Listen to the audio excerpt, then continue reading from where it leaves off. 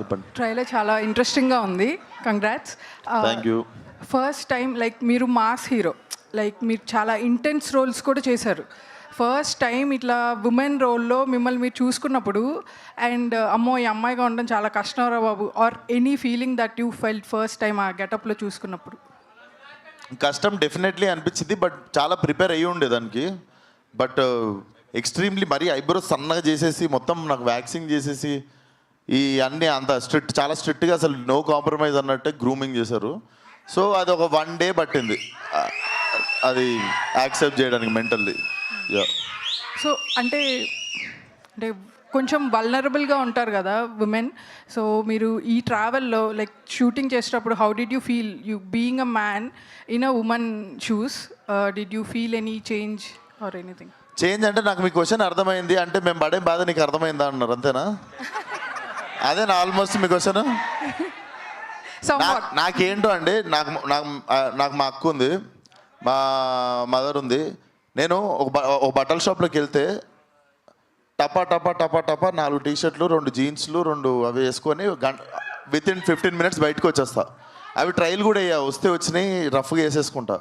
మా అక్క కానీ మా మమ్మీ కానీ ఒక్కొక్క షాప్లో 10 డ్రెస్సులు మార్చుకొని 10 షాపులు తిరిగి మళ్ళీ ఫస్ట్ షాప్కి వెళ్ళి వాళ్ళు వేసుకున్న 3వ డ్రెస్ కొనుక్కుంటారు. సో వాళ్ళకి ఎప్పుడు నేను కష్టపడ్డప్పుడు ఎప్పుడు చూడలేదు.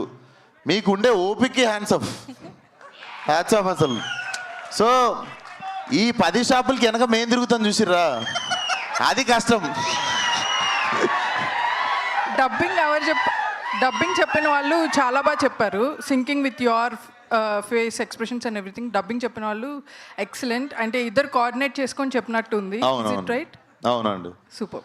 Thank you so much. Vishwak గారు, రాజు ఏషియానెట్. సో మీ సినిమాలకు ప్రమోషన్ పరంగా బిగ్గెస్ట్ అసెట్ అంటే మీ కాంట్రవర్సీస్. మీరు లాస్ట్ టైము ఈవెంట్లో ప్రకటించారు, నేను కాంట్రవర్సీలు పోను, సైలెంట్గా నా పని నేను చేసుకుంటా అన్నారు. ఎందుకు అలా? సైలెంట్గా అంటే ఇంట్లో కూర్చొని అప్లోడ్ చేయనా యూట్యూబ్లో? నేను అడిగేది ఏంటంటే ఎందుకు ఆ డిసిషన్ తీసుకోవాల్సి వచ్చింది? అంటే ఏ డిసిషన్ తీసుకోలేదు నేను. కాంట్రవర్సీ అన్న పదం నా నోటి నుండి ఎప్పుడు రాదు, మీ నోటి నుండి వస్తుంది.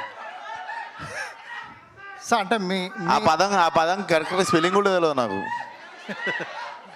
అంటే సేమ్ ఇంకా అంటే గతంలో వెళ్ళినట్టే వెళ్తారా మీ సినిమాలకు సంబంధించి? ఎట్లా ప్రమోషన్ కార్లోనా? గతంలో కార్లో వెళ్తుండే, ఇప్పుడు కార్లో వెళ్తారు. ఎట్లా నాకు అర్థం కాలేదు, ఎట్లా వెళ్తారు? మీకు అర్థమైంది కదా క్వశ్చన్? అర్థం కాలేదు. రామనారాయణ గారు